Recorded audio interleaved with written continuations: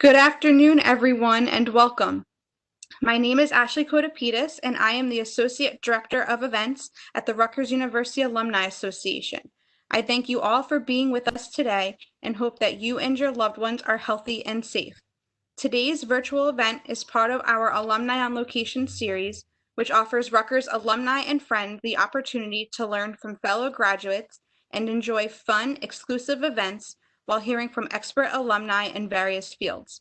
Due to the current pandemic, the RUAA has restructured this program to produce virtual engagement opportunities in addition to our traditional in-person experiences. Today, you will hear from Elizabeth Candela, Cook College, 1986, owner of B3yond Nutrition.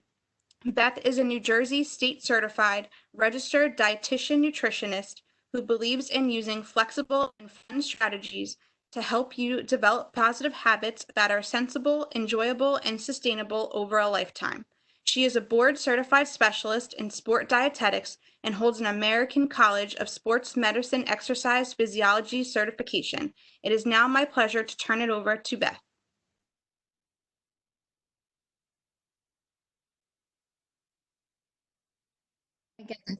Okay, I'm on. I'm not. We hear you, but we don't see you yet. Yeah, There you go. Now we see you. there we go. Thank you, Beth. Thank you. Alrighty, so before I start, I want to say thank you so much for inviting me to speak today for the Rutgers University Alumni Association. And thank you, Ashley, for inviting me. And I'm getting today to speak I'm just trying to figure out how to see everybody here. So I'm just playing around with my page if you hear me stuttering here. Let's see. So thank you for allowing me today to speak about my favorite subject, nutrition. But before I go and talk about nutrition, because I can go on and on and on, I want to know what your health concerns are and what are you concerned the most about nutrition. So if you can put something in the Q&A, that would help me.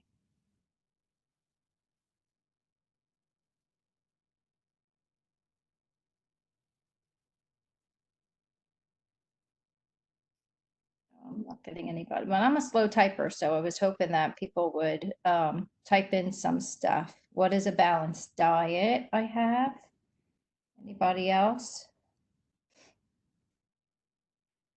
I take a class on Monday nights on functional medical nutrition. One thing about nutrition is that you're constantly learning and the information is always changing, it seems.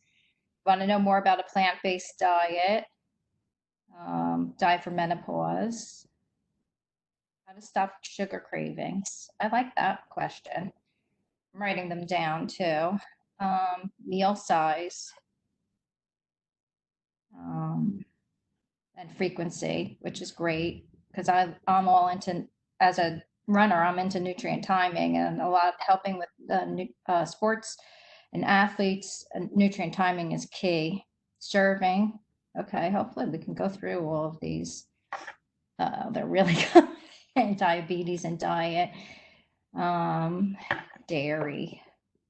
Poor dairy. It has such a bad rap. I mean, as someone over 50, it's a great source of calcium. I mean, I'm lactose intolerant, so I have to watch out my dairy intake anyway. But it's a great source of calcium. But you can get calcium in other ways, of course. Pre-diabetes. We get in more vegetables. That's a good one.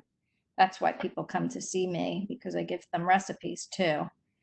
Alrighty, so let's see. So based on these questions, what I'm going to do is I'm going to see if I can do this here. Share my screen and bring up a plate that I devised. Now anybody can use this plate. Let's see. Anybody can use this plate. Now, can you all see this plate? Go back.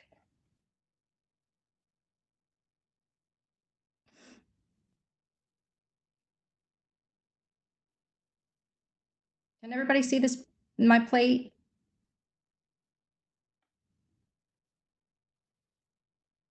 Say yes in the Q&A.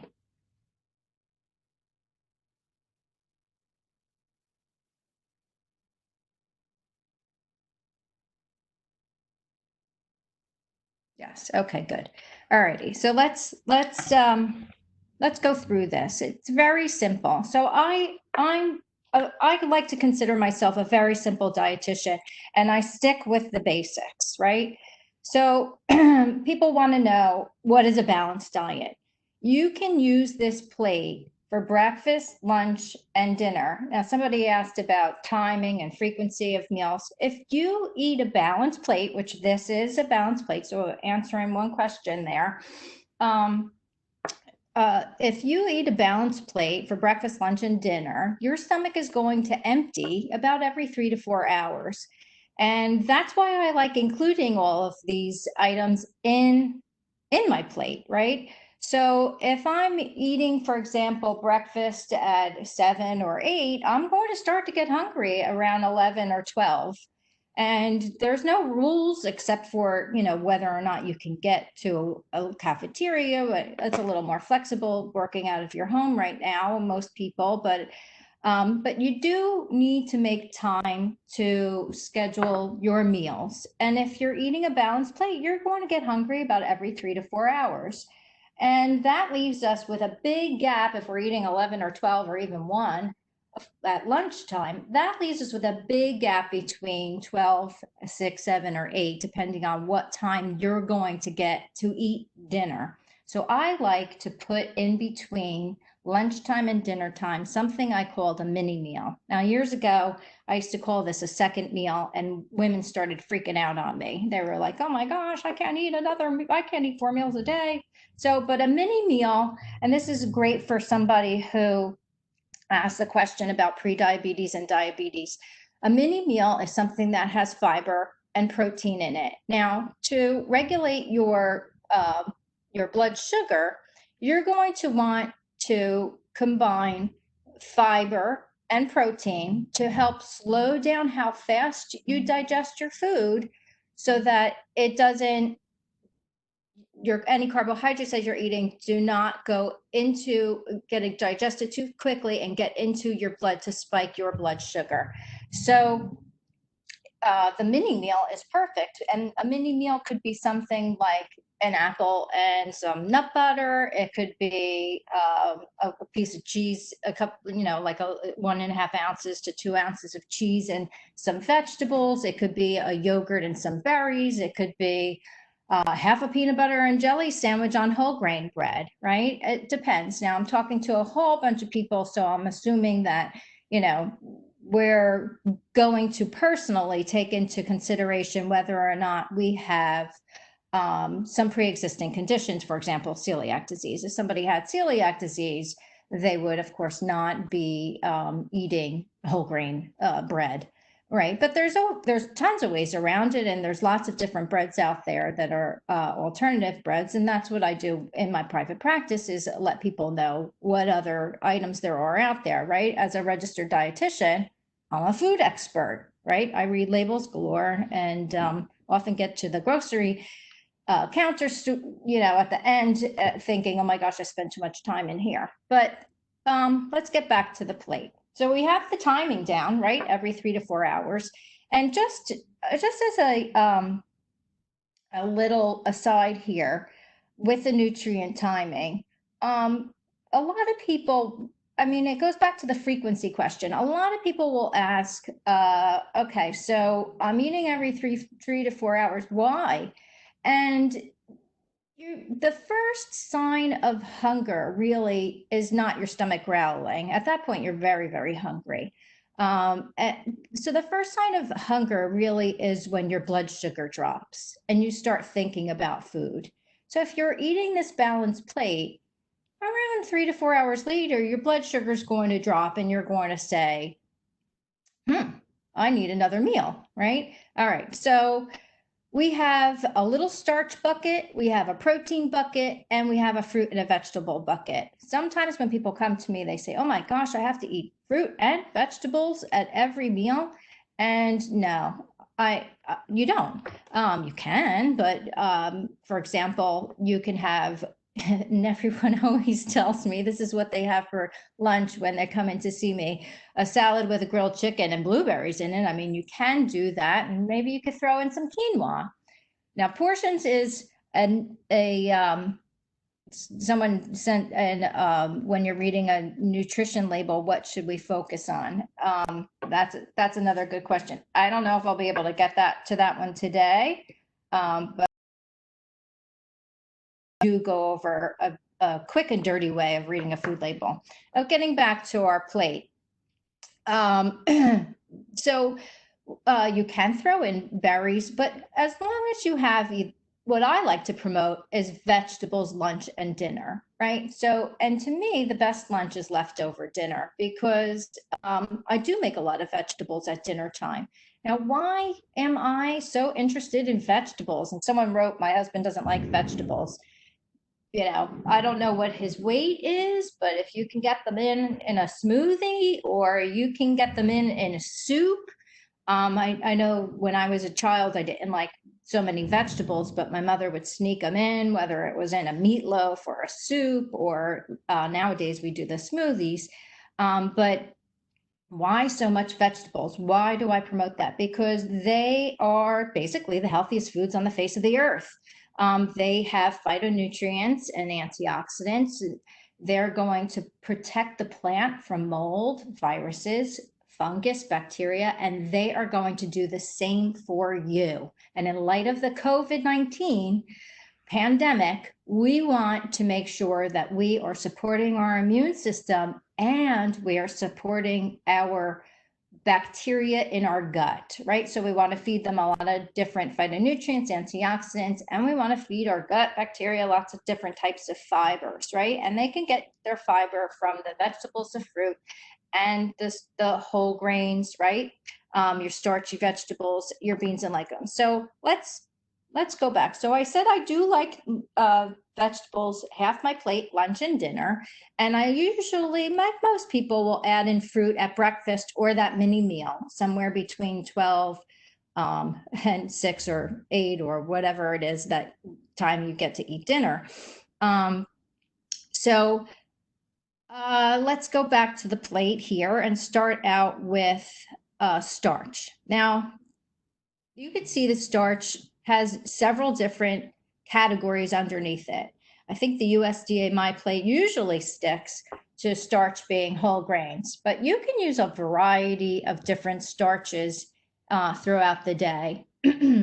One being whole grains, another being starchy vegetables, and another being beans and legumes. And if you sneak a peek real quick down to protein, you'll see that beans and legumes it's also listed there because for people who do eat a plant-based diet, a lot of their protein is going to come from the beans and legumes. So here we go. Our whole grains, they're in the little box to the left. We see our brown rice, our corn, our oats and quinoa, our buckwheat. Those do not contain gluten, and the ones that contain gluten, more common ones are wheat, barley, rye, kamut. A lot of my vegetarians will eat farro because it's a little higher in protein. And then on the next little box to the right of that are a list of, not all inclusive, of course, but examples of your starchy vegetables: potatoes, your red, your blue, your yellow, your yams, your sweet potatoes, squash, acorn, butternut, spaghetti, zucchini. A lot of people argue with me saying that that's not a starchy vegetable, but I like to include zucchini and zucchini noodles as starchy vegetables. Yellow squash also, corn, peas. You can see that corn doubles as a starchy vegetable and a whole grain, like popcorn is a whole grain. And then we have parsnips and water chestnuts. Water chestnuts, of course, usually finds in Asian cuisine. So that's a big variety for the starch. So the vegetable section, of course, would be non-starchy vegetables. And that could include some fruits, because some people consider, like, for example, a tomato, which is really a fruit. It could be considered as a non-starchy vegetable.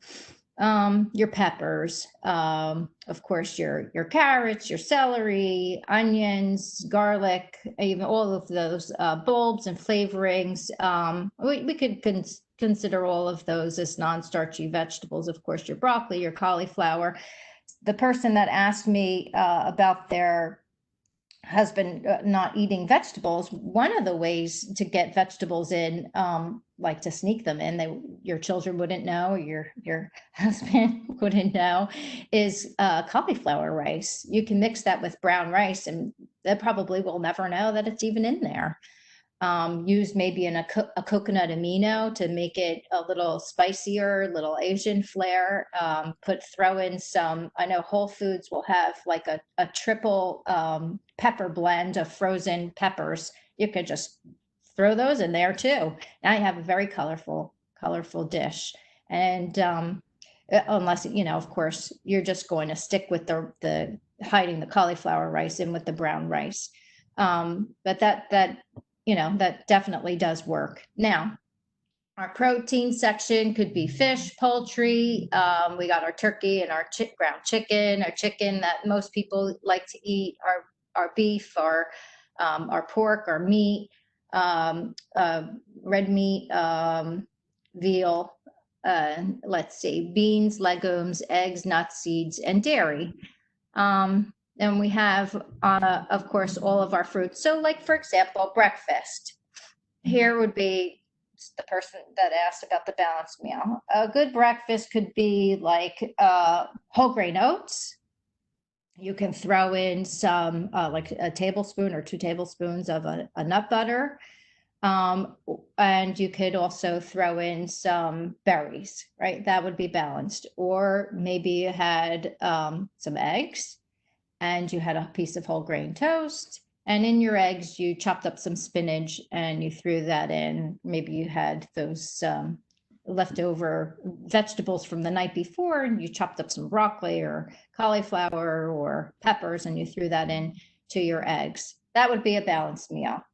Let's see, what else? Trying to think of what people usually eat. If you have, like, for example, your Cheerios, your dairy would be your milk, and then you could throw in sliced banana. That would be a balanced breakfast, rather.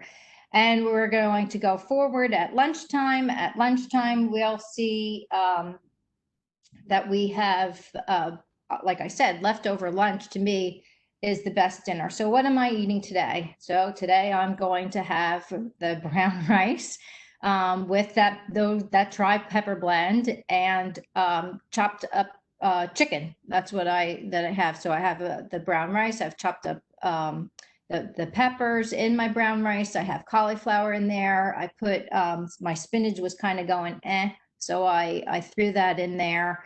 I think I started it all with a little onion, and then I threw the spinach in, and then I threw the frozen peppers in, and then I threw the brown rice, and I had leftover chicken. So I threw that in for my dinner, and then I'm going to just have it again for lunch. So that's a great way of showing that I actually did chicken a couple of nights ago, and I used it in a leftover, and then I am going to add it again to my lunch. So I had separated some of my chicken and just added it in to this rice mixture.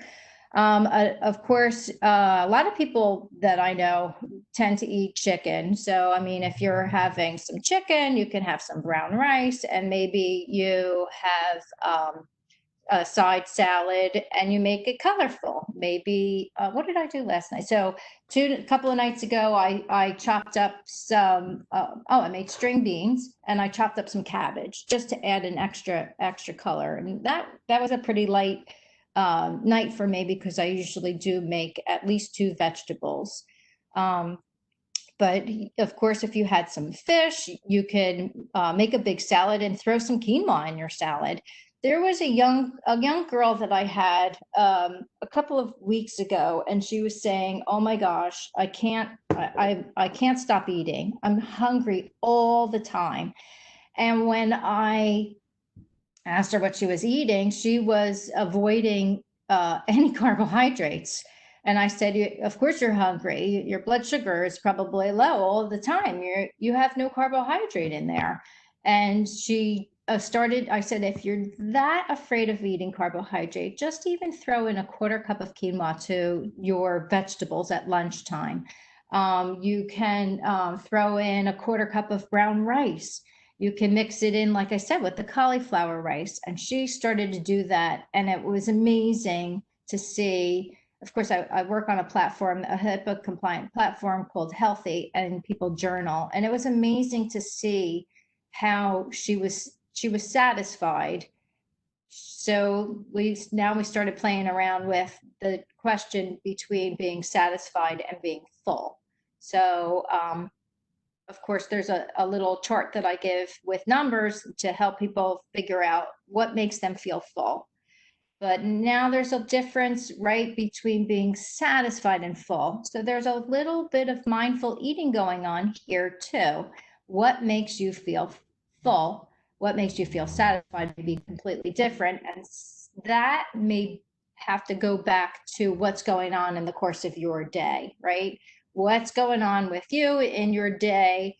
Why do some people eat? Now, somebody said they have a lot of sugar cravings, right?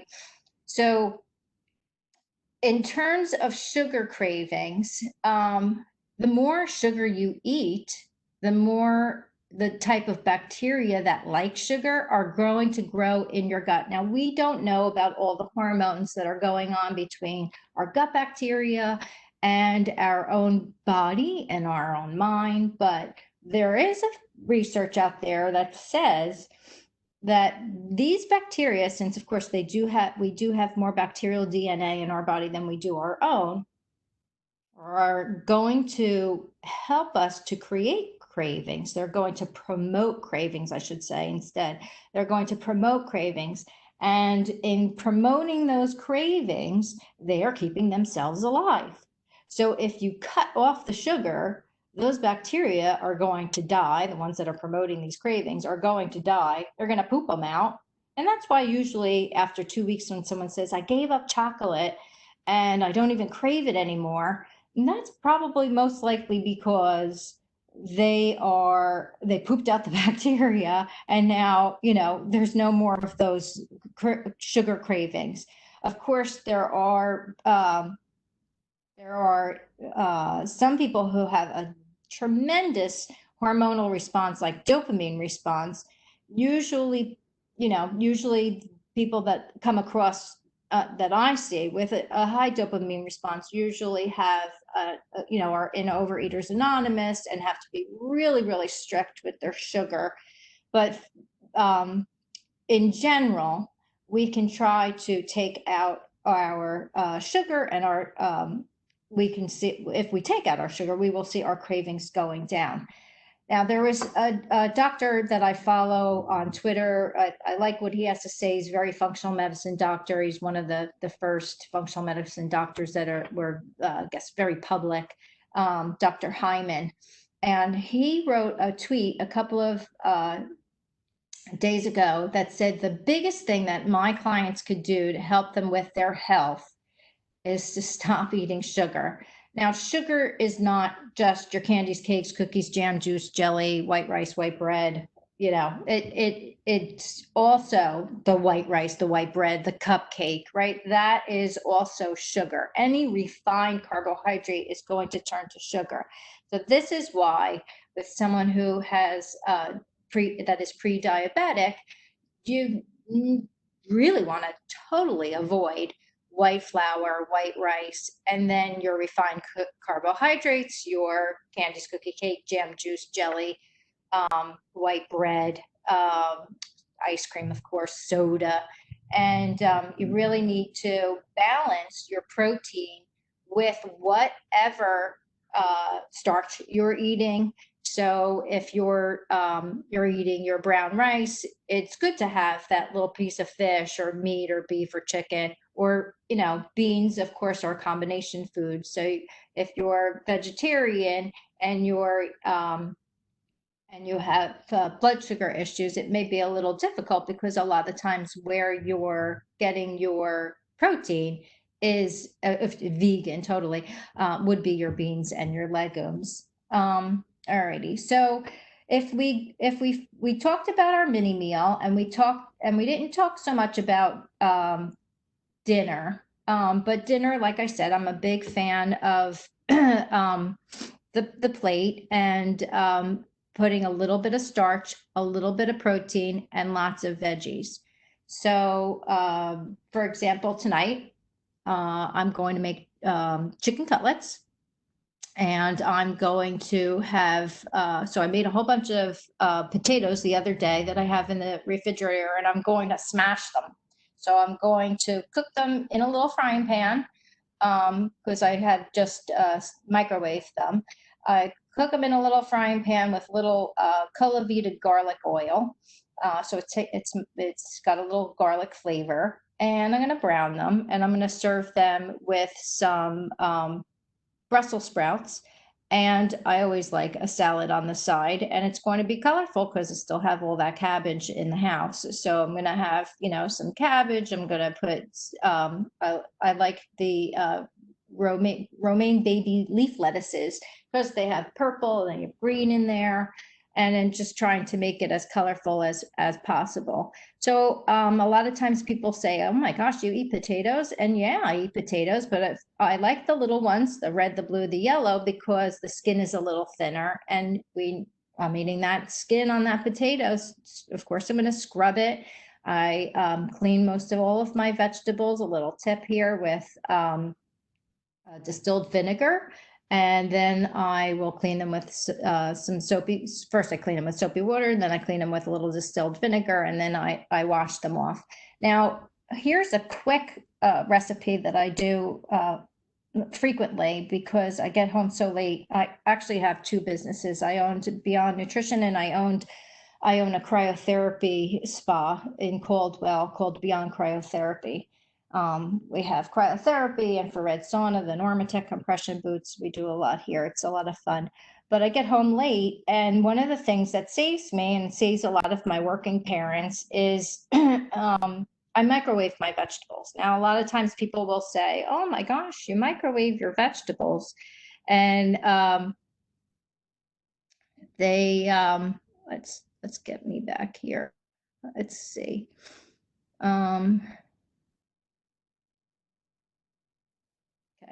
Okay, hopefully you can see me. So I microwave my vegetables, and it's very easy. I had one time I gave a lecture, and someone was making fun of me because I'm Italian, and I microwave broccoli rabe. I said it's very easy. What you do is you just clean your vegetables, like I said, disinfect them with the white distilled vinegar, and then I put them in a glass Pyrex bowl, and I make sure that all the water is drained, and I put either 2 wet paper towels or a wet tea towel over them, because now we're trying to conserve our paper towels. And I microwave them in the oven for 6 minutes, and I can toss them, and if they need a little more, like Brussels sprouts will need a little more, then I just toss them and put them in for another 3 to 4 minutes. But I'll take them out, and there's a couple of things I could do with those vegetables. I can dip them in egg and bread them, and I can put them in the oven and toast them. That's a great way for somebody who doesn't like vegetables to eat broccoli, Brussels sprouts, cauliflower. I've done this for my children with string beans and asparagus. Just dip them in egg, a little breadcrumbs, and maybe some Romano cheese or Parmesan cheese. And then I bake them in the oven at 350 with a little olive oil on them, and I toast them up. Maybe 20 minutes, and check on them. If you want them a little more toasted, you could do it. You can toast them a little more. Now let's see what else. Or you can, like the broccoli rabe, you can saute while the vegetables are cooking in the microwave. You can saute them in a little garlic, and you can just carefully drain any of the vegetable before you mix it in with a hot oil. You don't want it splattering with the water and the oil. And you can mix them into the pan with your sauteed garlic. That's another way of serving up the vegetables. Or you can do it very simply and put a little olive oil, lemon juice, or red wine vinegar, or apple cider vinegar, whatever it is that you would like. Now, I'm going to share with you another slide.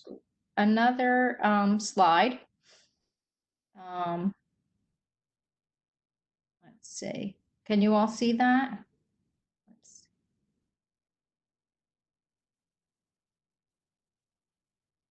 Okay, I'm just reading some notes here. Okay.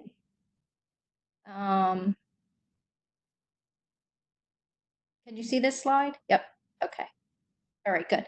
All right, so someone asked me about how much to eat. All right, and this, I like this little slide. I think that it's very helpful. So there's two things that you want to pay attention to here when you're looking at this handout. And one of them is serving size, which you see in the upper left-hand corner with the little highlighted yellow. And another is portion size, okay? A portion is what makes you feel full, right? We talked about being full versus being satisfied, or both. And a serving size is a reference range. So what I'm going to talk about are some serving sizes, and then, based on your eating habits and how much you can portion out what makes you feel full. Now, of course, let's take the half a cup of cooked grains. Actually, this could go for any of your starches. Half a cup of cooked grains, half a cup of beans, now, of course, I'm not talking about people who have diabetes, because it would be even a little less than that. And hopefully you're under the care of a registered dietitian and a doctor. But in general, a half a cup would be considered a serving. So a half cup of the beans, the oatmeal, the pasta, right? The starchy vegetables, half a cup of your sweet potato, your potato, right? That would be a serving size. That's a reference range. Now, most people come to me and they are looking to either lose weight or modify their diet because they feel that, it's not balanced. And when I talk about this, I say, maybe if you want to lose weight, you portion out your food just to get an idea of what you have been eating. I mean, if you're eating 2 cups of brown rice or rice and you want to lose weight, maybe you cut it back to a cup. If you're eating a cup of brown rice and you want to lose weight, maybe you cut it back to 3/4 of a cup. It depends on what you are eating. Now, I had someone come to me and they told me they were eating 3 cups of rice at lunch and 3 cups of rice at dinner time. So, of course, we worked on his serving sizes of his rice. We switched it to brown rice, and he was losing weight, of course. Now we have our nuts, or nut on the opposite side. Your nuts, your dried fruit, your even your granola would be about 1/4 of a cup. Now, someone asked, can you give us an idea about fruit with sugar? Now, I like to say dried fruit with 1/4 of a cup of dried fruit, because dried fruit is very high in sugar. So you want to just, for example, if you had some nuts with fruit as your mini meal and you were still hungry after only eating about 1/4 cup of nuts and 1/4 cup of like, just say, for example, cranberries, or I like mango. And I'd rather see you add more nuts than the dried fruit, just because dried fruit does tend to be a little higher in sugar. But the granola too, remember I said granola is great. You can mix it with some yogurt and some berries, and there you have a balanced breakfast. So that can, the granola can really add some calories, but it depends. I mean, maybe you're using that as a recovery meal as an athlete, or you just worked out and you need to have a cup of the granola. So everybody's needs are different. It just depends on what perspective you're coming from. And now, here, I'll give you another example. 4 ounces, which is right, a quarter pound of beef, meat, chicken, fish, right? That's about the size of your palm. That's about like a hamburger patty size. So I had a gentleman saying, I'll never be able to eat only 4 ounces, but he was eating 12 ounces of steak. So what he did, and I was fine with this, is he cut his serving sizes down to 6 ounces. And, after eating 12 ounces of meat, chicken, not so much fish, but we got him to start eating fish, which is really good because he was eating fish that was high in omega-3, and it helped with his HDL cholesterol, which is your good cholesterol. So, but I think he's lost now 50 pounds maybe, because he watched the difference between his portions and serving size, and was able to do it in a way that worked for him. How's he staying full if he's so used to eating 12 ounces? He eats a lot more vegetables, which is great because it really helps balance his plate out. And he'll throw in a little bit of brown rice in his plate, or have a sweet potato. And this is lunch and dinner. And he came to me, I think his hemoglobin A1C was around 10, and now it's 6.7. So the plate works, and so does with your portion sizes, absolutely works. Now, 2 tablespoons of a nut butter, an almond butter, peanut butter, cashew butter, sunflower seed butter is a serving size. And I really don't worry so much about oil. I really promote a heart healthy oil. If you're going to bake something in the oven that's over 400 degrees, I recommend avocado oil.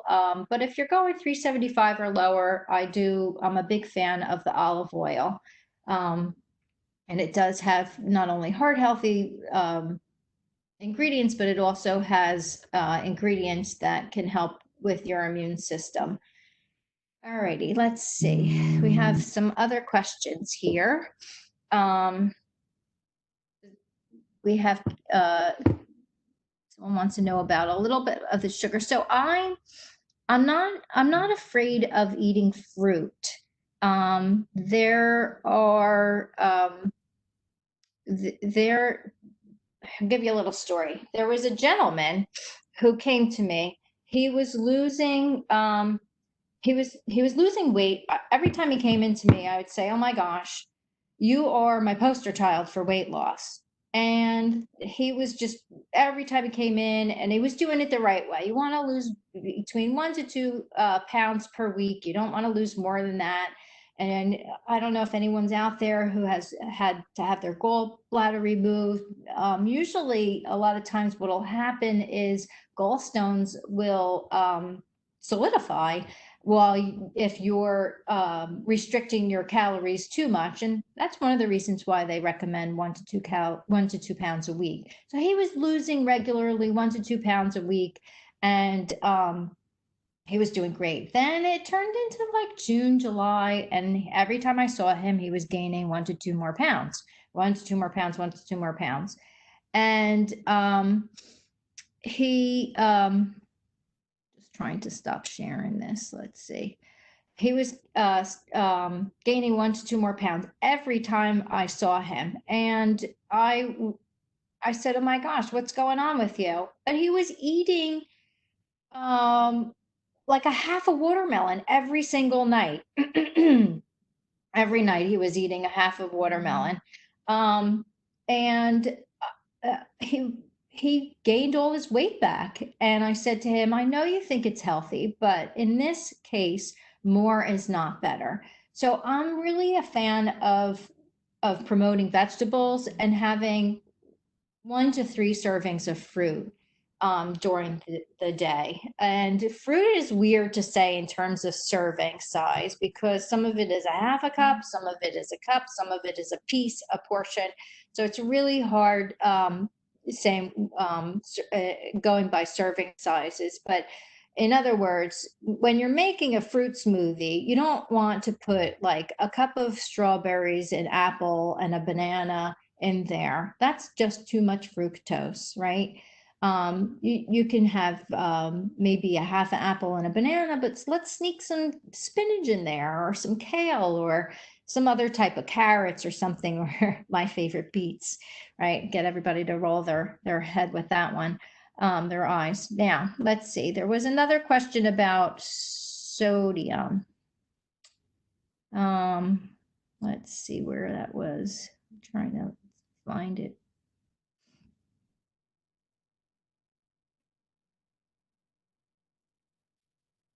Okay.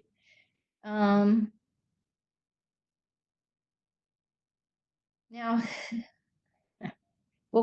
I'll bring up, okay. I'll bring up real quick another little screen that I can share. You guys were asking me about, just let me know that you can see this once I share it.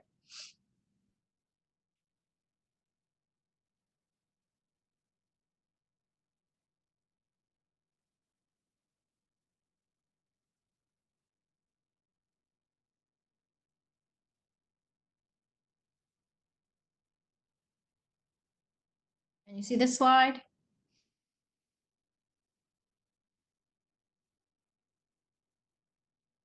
Can everybody see this? Okay, thank you. All righty, so this is your nutrition facts label, and I'm going to give you like a real down and dirty way of reading this label real quick. In the upper right-hand side, you see daily value, percent DV, right? So you can use that far right column, that's purple, percent daily value, to let's see, to compare different foods, for example. Since every label is based on a 2,000 calorie diet, we can compare every food. I mean, you can compare a can of soup to frozen waffles if you wanted, because if you're looking at percent daily value, we're looking at the same percentage of that 2,000 calorie diet. So this is a little older, this label, because it doesn't have underneath total carbohydrate added sugar. So now you get a benefit of seeing what actually was added to your product. And somebody asked me about sodium. So let's look at sodium. And for example, this handout, we have percent daily value 20%. Well, if you look in that key, daily value, sometimes it'll have percent DV. If you have your Cliff Bar or your Kind Bar, it's really little, and it'll just say percent DV. Bring your glasses if you're older like me to the grocery store so you can read the labels.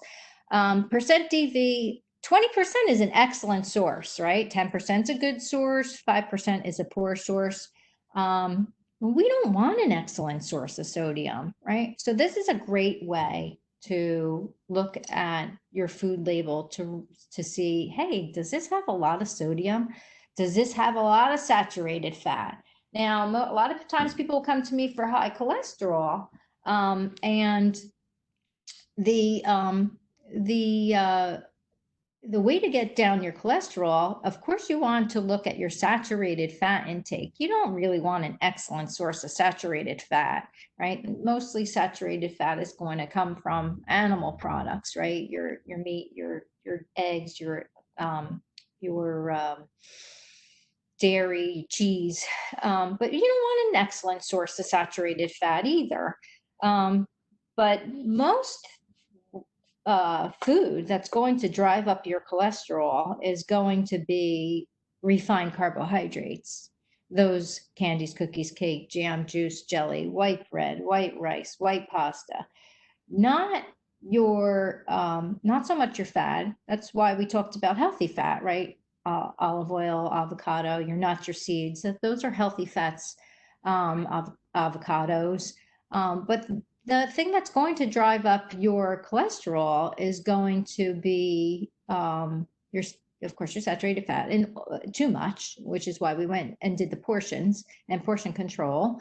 But what your refined carbohydrates. So that's why on the plate we had whole grains, right? So we didn't have refined carbohydrates. The reason why Cheerios gets to have that heart healthy sign, or I guess it's like a health label on the front of their box, is because it has oat fiber, right? Oat fiber is going to help lower your blood cholesterol. So your whole grains are going to help lower your blood cholesterol. If we're looking at the label, we don't want 20% daily value for sodium. We don't want 20% for saturated fat. And of course, we wouldn't want 20% of added sugar. Now, this tells half the story, right? Your nutrition facts label, but the other half of the story would be in your ingredients list. So my rule of thumb is if it has more than 5 ingredients, I'm going to put it back on the shelf. But if I really, really, really, really want it, what I'm going to do is look at the ingredients and say, okay, do I have that ingredient in my pantry? Would I cook with it? Would I bake with it? And if I can answer yes, then yeah, I can put it in my cart. If I say no, it's going back on the shelf. It's too processed and it doesn't deserve to be in my home. So, alrighty. So the other thing that you want to pay attention to, I remember there was an elderly woman who was in the store, and she's like, my doctor told me that I shouldn't consume any sodium. And she said, but these nuts are salted and I really like them. Well, if she was using just the quarter of a cup serving size and she was eating that, then yeah, she was only getting 5% daily value of sodium in her salted nuts. But if she's having, 5 servings, then of course her sodium was going to go up. So you want to keep that in mind also. And of course, the serving size is always on your nutrition facts label. Now, somebody else asked me about, I always get this question, intermittent fasting. So if you came in the beginning, you will see that I'm a big fan of nutrient timing. I don't like intermittent fasting because, there we go. I don't like intermittent fasting because I'm not a big fan of going too long without eating. And why is that? The nutrient timing that I explained with balanced plate every 3 to 4 hours is a great way to keep your body full, a great way to keep your energy levels up, is a great way to keep your blood sugar balanced. But if you go, and I'm sure people, we've all done this, just say, for example, we're working in the yard and we had our breakfast, and then it's like, before you know it, it's 2 o'clock or 3 o'clock, you want to shower, and then you have, oh my gosh, what am I going to eat now? If you're going to do that, by the time you eat, you're probably going to say, I don't care what I eat. I just want to eat something that's going to make me feel full. And that's when, all hell can break loose. But if you're eating regularly throughout the day, you're going to avoid binging. You're going to avoid eating things that just don't work for you. And that's another, mindful eating thing. Does this food work for me? If you're saying that, someone said something about a Cliff Bar, what bars? I'm not a bar person. I said that, if we're going to eat our mini meal, we're going to have fiber and we're going to have protein and we're going to have whole food, right? If that means a yogurt in the middle of the day with some granola, or yogurt with some berries, or berries with, some cheese, one of the things I didn't point out was your cheese, like 3 little playing dice is considered a serving size of cheese. A cheese stick is considered a serving size of cheese. So, but that's what I recommend.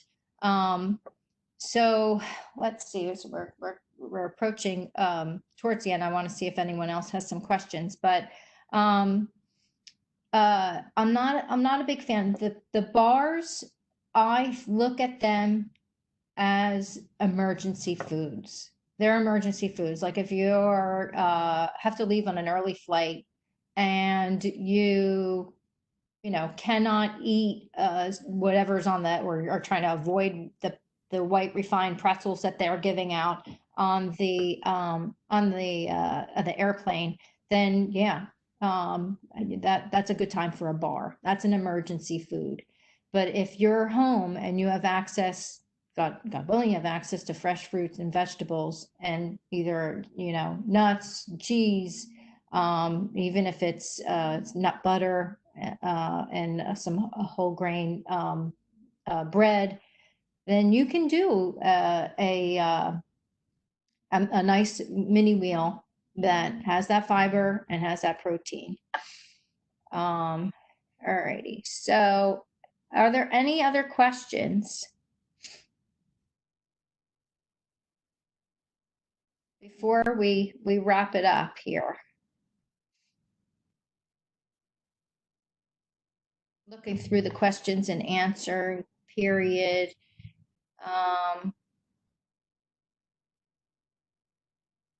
Talked about servings. I hope I helped with your husband and his vegetables and the little hints that I gave. We did talk about dairy. Like I said, I'm a fan of dairy. I'm not so much a fan of non dairy milks, and that's because I have Crohn's disease, and which is how I got into nutrition. I'm a lot of the non-dairy milks had I think they got away from it. They had carrageenan in it, which was a known gut irritant. They have inulin or guar gum, locust bean gum, and for people who have ever dealt with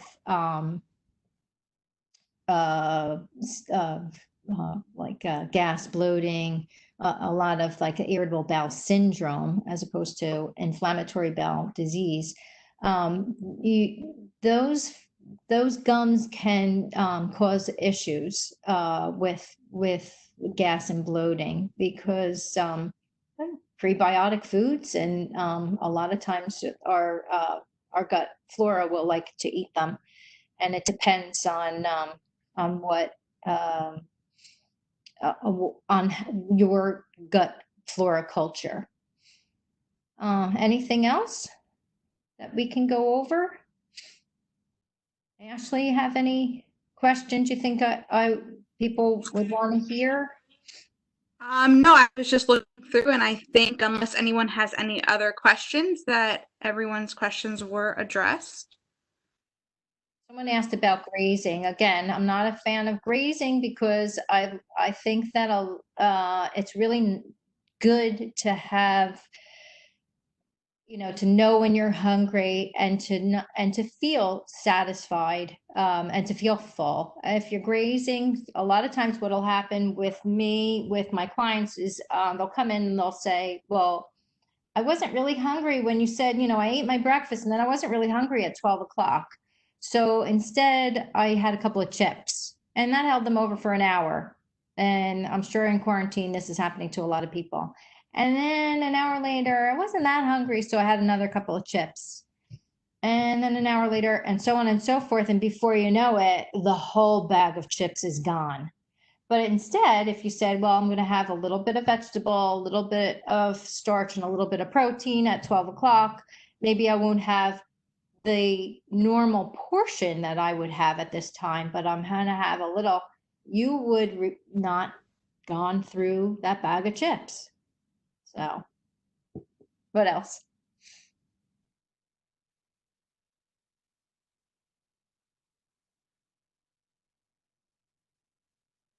So Everybody's going to come and visit me at Beyond Cryotherapy, right? Because this business has been closed down. It's really sad. I'm looking forward to reopening.